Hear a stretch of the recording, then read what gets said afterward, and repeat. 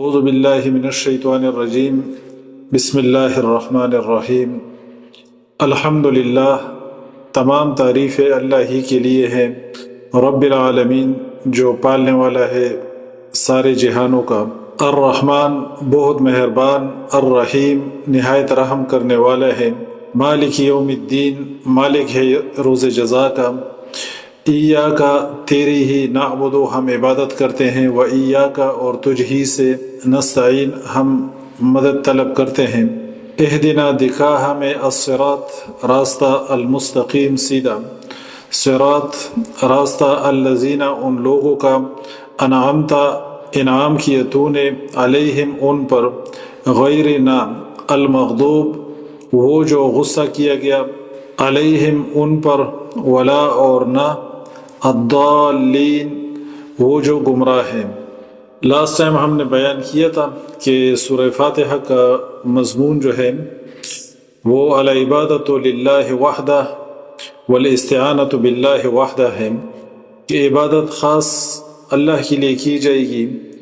اور مدد اور استعانت خاص اللہ سے طلب کی جائے گی۔ یا الحمدللہ مضمون ہے، رب رحمان اور رحیم اس کی وجہ ہے، اور ایاک نعبد و ایاک نستعین اس کا نتیجہ ہے۔ اور ایک پوائنٹ ہم نے یہ بیان کیا تھا کہ قرآن کے اندر جتنے مضامین ہیں، قرآن کے اندر جو چیزیں تفصیل سے بیان ہوئی ہیں،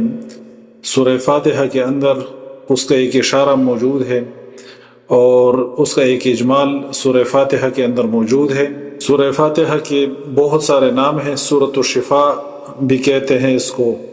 الفاتحۃ الکتاب کہتے ہیں اس کو، ام القرآن کہتے ہیں۔ ام القرآن اس کا ایک نام ہے اور جو بہت اس کا جامع نام ہے، یعنی قرآن کا مغز اور خلاصہ۔ تو سورہ فاتحہ بہت اہم سورت ہے اور روزانہ اس کو کئی دفعہ ہم نمازوں میں پڑھتے ہیں، اس لیے اس کا مطلب بھی ہمیں سمجھنا چاہیے، اس کے مطلب کو سیکھنا چاہیے کہ جب ہم سورہ فاتحہ پڑھتے ہیں تو ہمیں اس کا مطلب معلوم ہو، تو نماز میں بھی انسان کی پھر توجہ صحیح رہتی ہے، یعنی جب آپ اس کا مطلب جانتے ہیں اور نماز میں آپ کو مزہ بھی آتا ہے کہ میں کیا پڑھ رہا ہوں، کیا اللہ تعالیٰ کی تعریف اس کے اندر بیان ہو رہی ہے، اور اللہ تعالیٰ سے ہم دعا کرتے ہیں صراط مستقیم کی۔ الحمدللہ تمام تعریفیں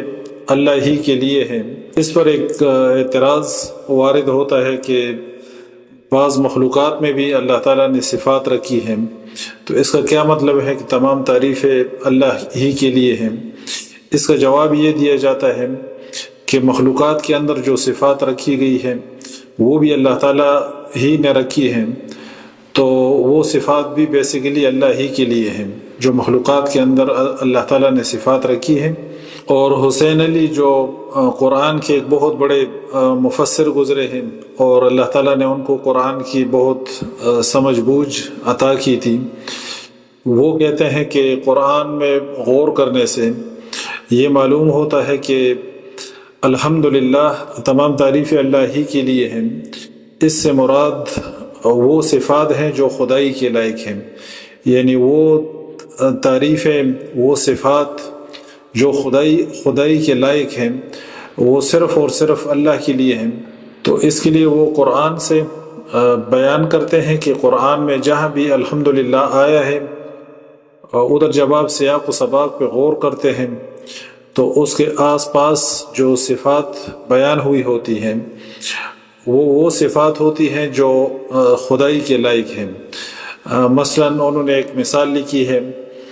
سورہ انعام کی آیت نمبر 45، فَقُطِعَ دَابِرُ الْقَوْمِ الَّذِينَ ظَلَمُوا وَالْحَمْدُ لِلَّهِ رَبِّ الْعَالَمِينَ۔ اللہ تعالیٰ فرماتے ہیں کہ بس کاٹ دی اللہ تعالیٰ نے جڑیں ان لوگوں کی، اس قوم کی جو ظالم تھے، وَالْحَمْدُ لِلَّهِ رَبِّ الْعَالَمِينَ اور سب تعریفیں اللہ ہی کے لیے ہیں۔ تو اس میں غور کرنے سے معلوم ہوتا ہے کہ جو کافر قوم اور جو ظالم قوم کی جڑ کاٹنے کی صفت ہے، یہ خدائی صفت ہے اور یہ صرف اللہ ہی کے لیے ہے۔ اسی طرح قرآن میں جہاں پر بھی الحمدللہ استعمال ہوا ہے تو وہاں پر سیاق و سباق میں غور کرنے سے معلوم ہوتا ہے کہ وہاں جو صفات بیان ہوئی ہے تو وہ صفات وہ ہیں جو خدائی کے لائق ہیں۔ تو الحمدللہ میں وہ بیان کرتے ہیں کہ الحمدللہ کہ تمام خدائی صفات اللہ ہی کے لیے ہیں۔ رب العالمین پالنے والا سارے جہانوں کا۔ رب کے معنی میں بہت زیادہ وسعت ہے، خالق ہونا بھی اس کے اندر شامل ہے اور مالک ہونا اس کے اندر شامل ہے۔ اسی طرح رزق جو ہے نا مہیا کرنا اور تمام مخلوقات کی تمام ضروریات کو بروقت پورا کرنا اور درجہ بدرجہ مخلوقات کی تربیت کرنا اور انتہائی کمزور درجے سے انتہائی قوت والے درجے تک اور قوت والے زمانے تک مخلوقات کو پہنچانا اور مخلوقات کی تربیت کے لیے وقت کے مطابق ضروریات مہیا کرنا، یہ رب کے معنوں میں شامل ہے۔ اور رب العالمین میں جو فلسفے کا ایک نقطہ ہے جو غالباً امام رازی رحمۃ اللہ علیہ نے بیان کیا ہے کہ سارے جہانوں کا پالنے والا، تو وہ کہتے ہیں کہ اس کا امکان ہے کہ اس دنیا کے علاوہ اسپیس کے اندر اور بھی جگہ آباد ہیں جہاں پر اللہ تعالیٰ نے مخلوقات بسائی ہیں۔ اور اس پر ہم نے ایک ویڈیو بھی ایک چھوٹی سی بنائی تھی، دوسرے سیاروں پر زندگی، یہ ایک ویڈیو یوٹیوب پہ ہماری موجود ہے، اس کے اندر ہم نے یہ اور اس کے علاوہ کچھ آیات بیان کی ہیں، تو اس کے لیے وہ دیکھ لیں۔ ایک ویڈیو ہم نے بنائی تھی رب العالمین، اس کے اندر ہم نے ایک پوائنٹ بیان کیا تھا کہ بعض جو مسلم اسکالرز ہیں جو قرآن کی بعض آیات کے ساتھ ایک وہ سینہ زوری کرتے ہیں اور اس کے اندر جو ہے نا اس کے اندر سے ایولوشن کا معنی زبردستی جو ہے نا وہ نکالتے ہیں، چونکہ ان کا ذہن اس طرح بنا ہوا ہے، اس طرف ان کا جھکاؤ ہے، ڈاروینزم کی طرف ان کا جھکاؤ ہے، تو اس کے بغیر ان کا کام چلتا نہیں ہے۔ تو قرآن کی بعض آیات کو بھی وہ اس طرف لے جاتے ہیں۔ تو رب العالمین کا میں ایک جگہ پہ پڑھ رہا تھا اس طرح کے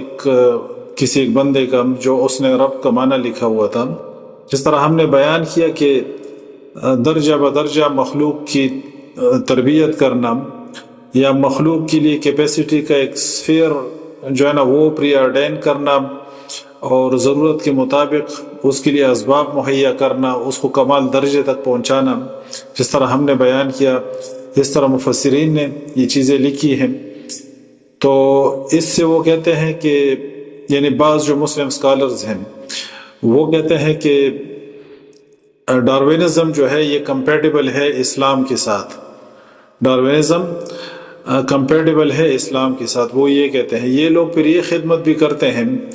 کہ یہ پھر انسان کی ایوولوشن کے لیے بھی قرآن کی بعض آیات جس پر ہم ویڈیوز بنا چکے ہیں، آدم سے پہلے کوئی آدم نہ تھا،